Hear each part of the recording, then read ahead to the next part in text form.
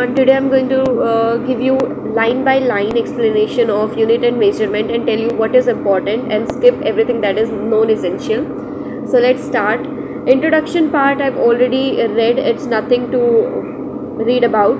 The first thing that आपको जो पता होनी चाहिए that is 3 type of system, CGS, FPS and MKS. CGS में जो लेंथ की जो यूनिट होती है, let me tell you, CGS system में जो लेंथ की यूनिट होती है वो सेंटीमीटर होती है और FPS सिस्टम में लेंथ की यूनिट फुट होती है और MKS सिस्टम में लेंथ की यूनिट मीटर होती है। ऐसे ही मास की यूनिट ग्राम, पाउंड और किलोग्राम और टाइम की तीनों में ही सेकंड होती है। अब नेक्स्ट जो इम्पोर्टेंट थिंग है, इसमें जो मैंने मार्क नहीं कर रखे वो आपको रीड करने की कोई ज़रूरत नहीं है। ऐसा यूनिट में आपको पता होता है 7 बेस यूनिट होती है, जो ये 7 नीचे दे रखे आपको टेबल में, ये 7 और इनकी यूनिट्स। ये जो डेफिनेशन है इनको याद करने की कोई ज़रूरत नहीं, इसमें कुछ भी इंपॉर्टेंट नहीं है। और मैं आपको 2 एंगल बता now I tell you about plane angle and solid angle.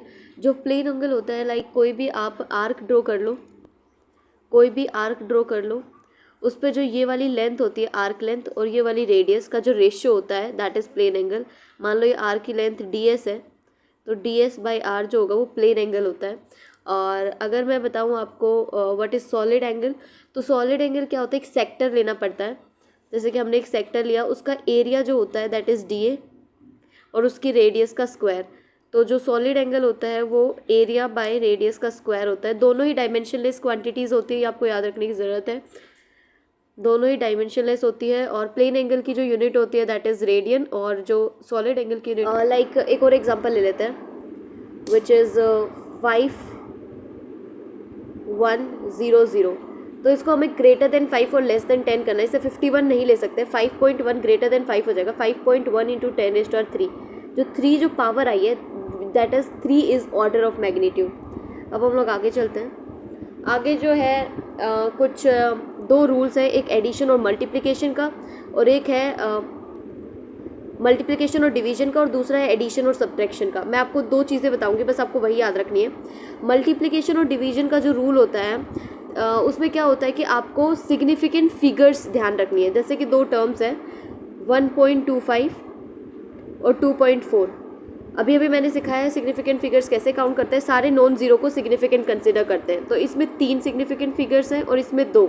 तो जो less number of significant figures होती हैं वही आंसर में आनी चाहिए। अगर हम इन दोनों को मल्टीप्लाई या डिवाइड करते हैं, जो आंसर आएगा उसमें सिर्फ 2 सिग्निफिकेंट फिगर्स होनी चाहिए, क्योंकि मिनिमम सिग्निफिकेंट फिगर्स हमारे पास 2 हैं। अब एडिशन और सब्ट्रैक्शन में क्या होता है, यही नंबर ले लीजिए। एडिशन और सब्ट्रैक्शन में हम लोग डेसिमल प्लेस देखते हैं। इसमें डेसिमल के पास बाद 2 डिजिट्स हैं और इसमें डेसिमल के बाद 1 डिजिट है, तो हम लोग इसमें भी मिनिमम वाला ही डिजिट कंसिडर करेंगे। तो अगर हम इसको ऐड या सब्ट्रैक्ट करेंगे तो हम लोग मिनिमम वाला डेसिमल प्लेस या कि 1 जो आंसर आएगा उसमें डेसिमल के बाद सिर्फ 1 ही डिजिट होना चाहिए। तो डिवीजन और मल्टीप्लिकेशन में आपको सिग्निफिकेंट फिगर्स और एडिशन और सब्ट्रैक्शन में आपको डेसिमल प्लेसेस कंसिडर करने। और अब मैं राउंड ऑफ, इस पूरे पैराग्राफ का कंक्लूजन सिंपल सा है, आपको राउंड ऑफ करना है। जैसे कि कोई भी नंबर है लाइक 1.92, अगर आपको 2 सिग्निफिकेंट फिगर्स तक राउंड ऑफ करना है तो तीसरे को देखना पड़ेगा। तीसरा अगर लेस देन 5 है, तो 2 रूल्स होते हैं। अगर लेस देन 5 है तो आपको वही रखना है, कुछ चेंज नहीं करना है। 1.9 का 1.9 ही रह जाएगा। अगर ग्रेटर देन 5 है तो आप एक नंबर से उसको बढ़ा देंगे, लाइक 1.9 है तो ये 1.10 हो जाएगा, समझ लो, 9 का 10 हो जाएगा, 1 डिजिट आगे बढ़ जाएगा। और अगर ये 5 है लाइक 1.85, तो आपको 2 रूल्स याद रखने हैं। अगर 5 के पहला वाला टर्म इवन है तो वही रखना है, और अगर ओड है तो 1 से बढ़ा देना है। अब मैं बताती हूँ, 1.85 में 8 जो है वो इवन है तो आपको 1.8 ही रखना है।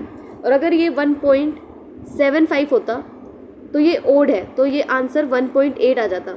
तो आपको ऐसे ग्रेटर देन 5, लेस देन 5 और इक्वल टू 5 3 ही चीज़ें होती हैं। पूरे पैराग्राफ में सिर्फ वही गिवन है।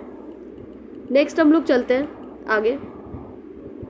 आगे कुछ एग्जांपल्स हैं डिवीजन और मल्टीप्लिकेशन के, ये आप एक बार करके देख लें, बार बार करने की ज़रूरत नहीं है। आगे जो एरर है, एरर एनसीईआरटी में इतना डिटेल में नहीं है, कुछ बेसिक टर्म्स हैं, इसको पढ़ने की कोई ज़रूरत नहीं है। आपके नोट्स में ये टीचर्स या कहीं से भी आप पढ़ते हैं तो वहाँ से कवर हो जाता है, तो एरर में ऐसा कुछ भी नहीं है जो आप पढ़ सकें। डायमेंशन बहुत सिंपल है, थ्योरिट में इसमें पैराग्राफ में कुछ भी पढ़ने की ज़रूरत नहीं है। और डायमेंशनल फॉर्मूला, डायमेंशनल इक्वेशन बहुत ही सिंपल है, जो डायमेंशन है वही लिख रखी है बस। ये कुछ लाइन्स है जो मैंने मार्क करी है, जो आप एक बार देख सकते हैं। Like physical quantities represented by symbols on both sides of mathematical equation must have the same dimension. Like कोई भी हम काइनेमेटिक्स वाली कोई भी इक्वेशन कंसिडर करें, like v is equal to u plus a t, तो इसमें दोनों तरफ जो है वो सेम डायमेंशन होनी चाहिए। जो v का डायमेंशन है वो ही इन दोनों का डायमेंशन होना चाहिए। कैसे मैं बताती हूँ, जब भी दो क्वांटिटीज़ के बीच में प्लस का साइन आता है तो उनकी डायमेंशन को हम लोग इक्वल कर सकते हैं। v भी स्पीड है, u भी स्पीड है, और एक्सेलरेशन इनटू टाइम भी स्पीड है, तो तीनों की जो डायमेंशन है वो सेम हो जाएंगी। तो यही इस लाइन का मतलब है। और कुछ डायमेंशनलेस क्वांटिटीज़ होती है, like angle, speed of light और वैक्यूम और speed of light in medium का रेशो और रिफ्रैक्टिव इंडेक्स, ये सब डायमेंशनलेस क्वांटिटीज़ होती हैं। हम लोग डायमेंशनल एनालिसिस को यूज़ करते हैं इक्वेशंस को करेक्ट या इनकरेक्ट मानने के लिए। ये लाइन बहुत ही इंपॉर्टेंट है जो मैंने मार्क करी है कि dimensionally correct equation need not to be actually an exact equation, but a dimensionally wrong और inconsistent equation must be wrong. अगर कोई भी इक्वेशन डायमेंशनली इनकरेक्ट है तो वो इनकरेक्ट ही रहेगी, लेकिन जो डायमेंशनली करेक्ट है वो करेक्ट हो ही ज़रूरी नहीं है। मैं आपको समझाती हूँ। जैसे कि काइनेटिक एनर्जी होती है 1/2 mv², और अगर हम काइनेटिक एनर्जी को लिख दें 1/3 mv², तो दोनों ही डायमेंशनली करेक्ट है, लेकिन मैथमेटिकली पहली वाली करेक्ट है। जो डायमेंशनली करेक्ट है वो मैथमेटिकली करेक्ट हो, ये चीज़ ज़रूरी नहीं है। कुछ एग्जांपल्स है राइट और लेफ़्ट को, जैसे कि एग्जांपल इसी पे बेस्ड है जो मैंने अभी बताया। और कुछ ऐसी चीज़ें होती है जैसे कि ये एग्जांपल आपको सोल्व करना आपको पता चलेगा। जैसे कि टाइम का जो फॉर्मूला होता है सिंपल पेंडुलम का, t is equal to 2π√L/g, उसको L और उसकी पावर्स के बेसिस पे हमने कंपेयर करके देखा है कि टाइम का जो पावर होता है उसको कैसे हम लोग L/g की टर्म्स में लिख सकते हैं। तो ये आपको इक्वेशन बनानी है और इसको सॉल्व करना है, बहुत ही सिंपल है। और ये वाली लाइन मुझे अच्छी लगी तो मैंने मार्क कर दी। और समरी में कुछ भी नहीं है इतना इंपॉर्टेंट, मैंने पूरा आपको मार्क कर दिया। जो इंपॉर्टेंट है मैंने आपको समझा दिया, और जो ओवरव्यू देना था वो दे दिया। तो दैट्स इट। अगर आपको अच्छी लगी हो तो आई कमेंट बॉक्स में बताना, I post for further chapters, और मैं पूरी एनसीईआरटी कवर करूँगी line by line. Bye bye.